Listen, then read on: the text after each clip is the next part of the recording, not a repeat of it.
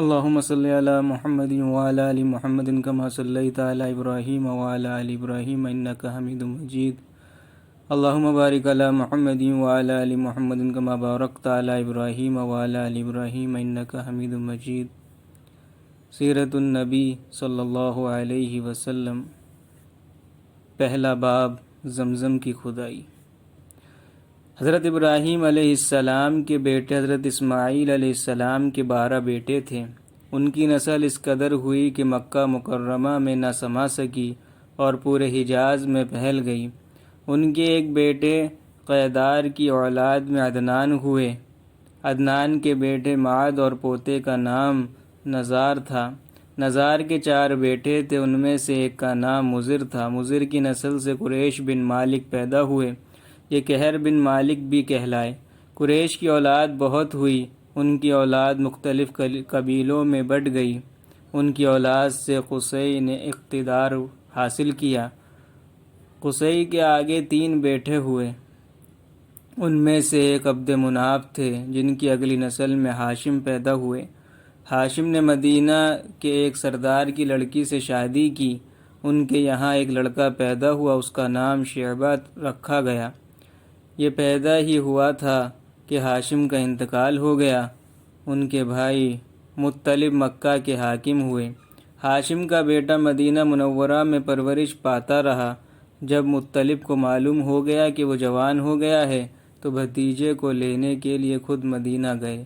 اسے لے کر مکہ مکرمہ پہنچے تو لوگوں نے خیال کیا یہ نوجوان ان کا غلام ہے.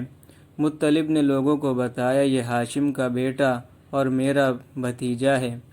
اس کے باوجود لوگوں نے اسے مطلب کا غلام ہی کہنا شروع کر دیا.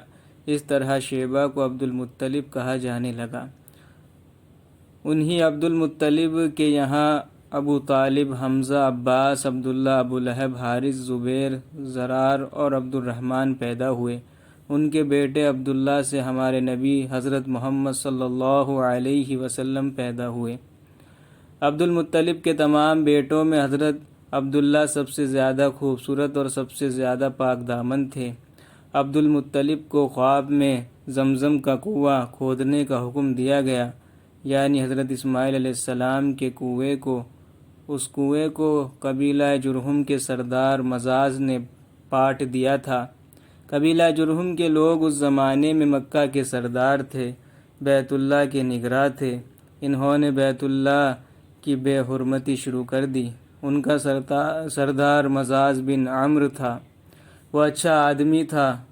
اس نے اپنے قبیلے کو سمجھایا کہ بیت اللہ کی بے حرمتی نہ کرو، مگر ان پر اثر نہ ہوا. جب مزاز نے دیکھا کہ ان پر کوئی اثر نہ ہوتا تو قوم کو اس کے حال پر چھوڑ کر وہاں سے جانے کا فیصلہ کیا.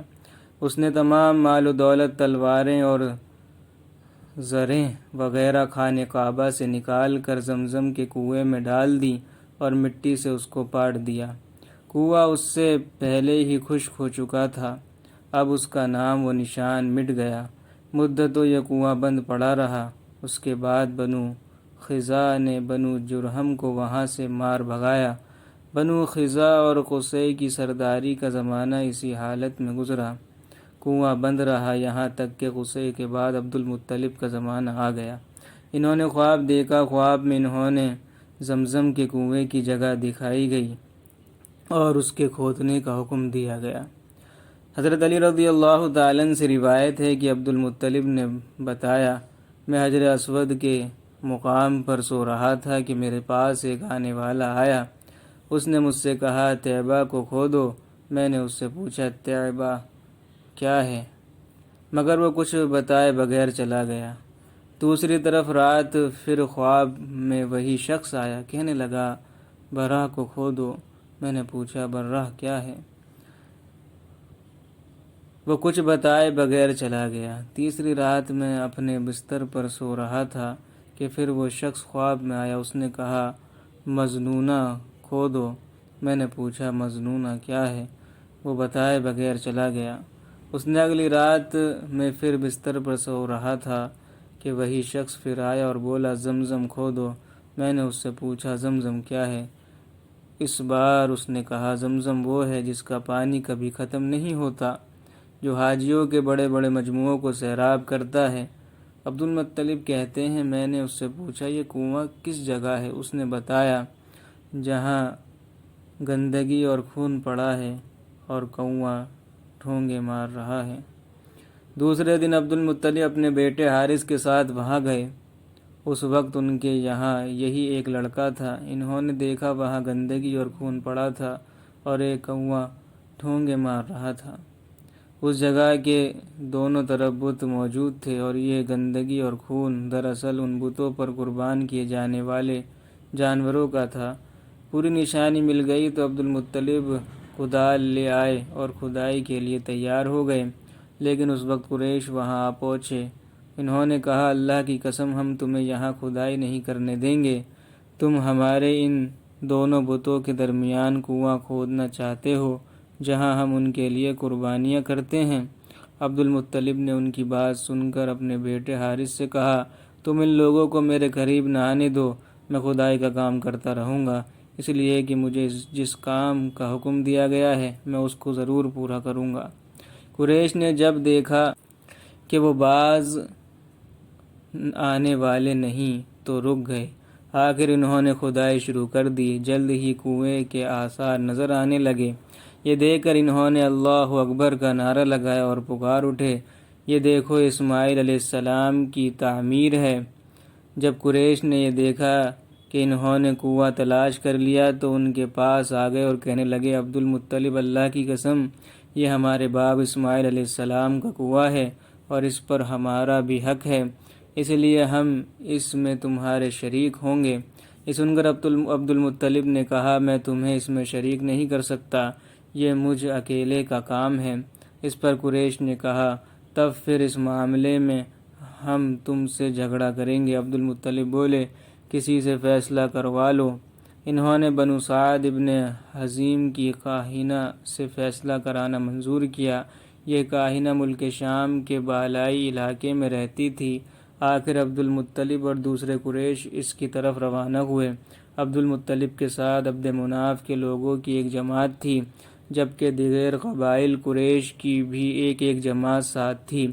اس زمانے میں ملک حجاز اور شام کے درمیان ایک بیابان میدان تھا، وہاں کہیں پانی نہیں تھا۔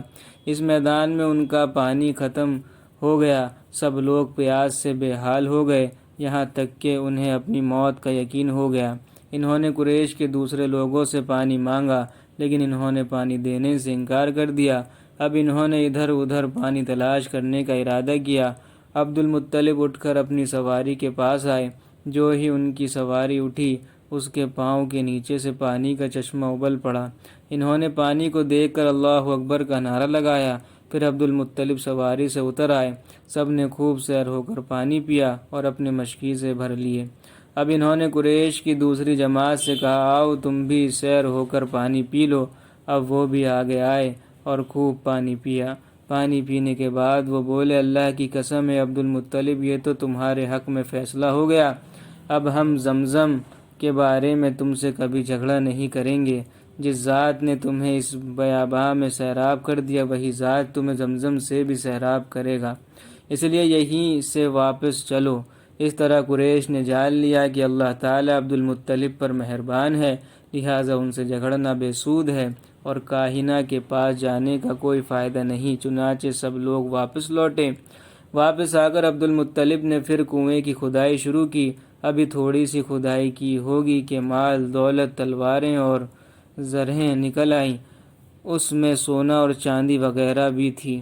یہ مال و دولت دیکھ کر قریش کے لوگوں کو لالچ نے آ گھیرا۔ انہوں نے عبد المطلب سے کہا عبد المطلب اس میں ہمارا بھی حصہ ہے۔